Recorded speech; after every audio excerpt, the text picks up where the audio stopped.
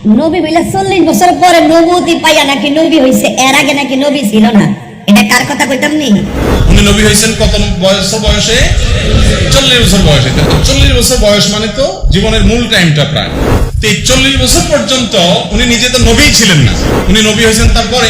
আল্লাহরা কইছে, এই জন্য বলছি তোর আর এই ঘুমটা কাম হবে না, তোর হলে নবীর দুশমন, কথা কই ঠিক কিনা? আরে আল্লাহু আকবার। তার মানে কি তাদের আকীদা কি জানেন?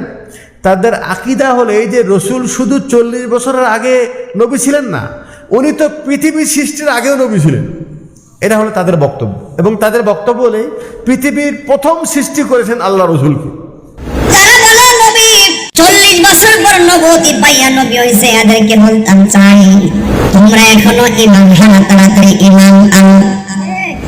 তাহলে আমি যখন 12 বছর বয়সে যখন হাফেজ হয়েছি, এই কথা তো পৃথিবীর সৃষ্টির 50,000 বছর পূর্বে আল্লাহ কাছে তাহলে লেখা আছে না? তো আমাকে আপনি হাফেজ বলবেন হাফেজ হওয়ার পর, নাকি যেহেতু লৌহে মাহফুজ আগের থেকে লেখা ছিল তাই আপনি আমাকে বলবেন যে না 12 বছর আগেও তুমি হাফেজ ছিলা, জন্মের আগেও হাফেজ ছিলা, তাই বলবা? এটা তার পাগলও বলবে না। সব নবীর আগে আমার নবী সৃষ্টি। আল্লাহকে আল্লাহর মর্যাদা দিতে হবে, রসুলের মর্যাদা রসুল পর্যন্ত দিতে হবে। যিনি ওলি আউলিয়া তাদের মর্যাদার একটা লিমিট আছে, আপনি সেই পরিমাণ।